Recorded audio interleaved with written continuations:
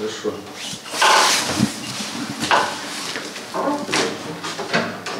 Участковый інспектор у гэтай кватэры часты госць. Яе жыхар злоўжывае алкаголем, нідзе не працуе і б'е маці-інваліда. Мужчына ўжо атрымліваў так званае ахоўнае прадпісанне, якое забараняе яму з'яўляцца па месцы жыхарства на працягу 20 дзён. Тады, як азначаў участковы, маці жыла спакойна. А вось яшчэ адзін адрас пражывання так званага сямейнага дэбашыра. Только пришла, вот минут 10, еще и даже толком не переоделась с работы только что. Он уже находился в состоянии алкогольного. Да? Ну, это еще более по-божески. І зараз на столе бутэлька, а мужчына нават не хавае сляды свайго адпачынку. Дети есть, внуки есть. А вот такое вот, да, я вот да. Трезвый образ жизни по молодости. Не получается, да? Бесполезно. Такую карціну, кажа жанчына, яна назірае кожны дзень, спрабавала сыходзіць, але заўсёды вярталася.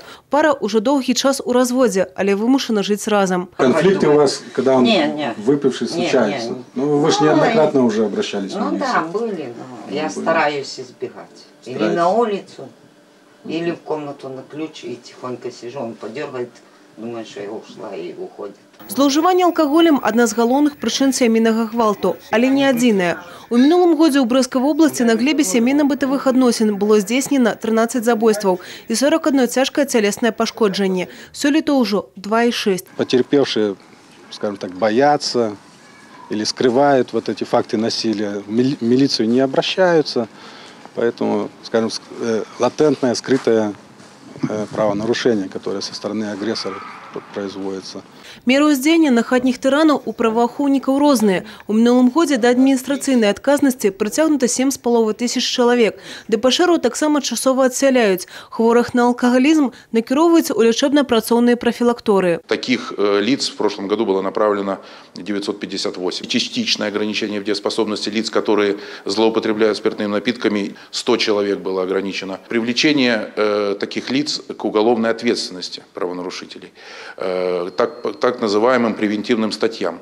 Это статьи Уголовного кодекса, преступления, которые они совершают, не представляющие большой общественной опасности, которые позволяют не допустить в дальнейшем совершения с их стороны тяжких, особо тяжких преступлений. Таких 300 преступлений выявлено. Для ахвяр хатняга гвалту ва ўсіх раёнах вобласці працуюць так званыя крызісныя пакоі. У мінулым годзе ў Брэсце паслугамі скарысталіся 21 чалавек і 9 з пачатку гэтага.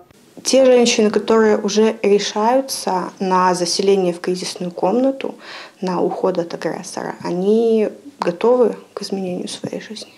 Это передышка, где они могут в спокойной обстановке совместно со специалистом проработать дальнейшее развитие своей ситуации. Але галоўнае азначаюць і праваахоўнікі, і псіхолагі не баяцца звяртацца за дапамогай і ведаць, што выйсце ёсць. Евгения Мороз, Роман Филюсиш, телерадиокомпания «Брест».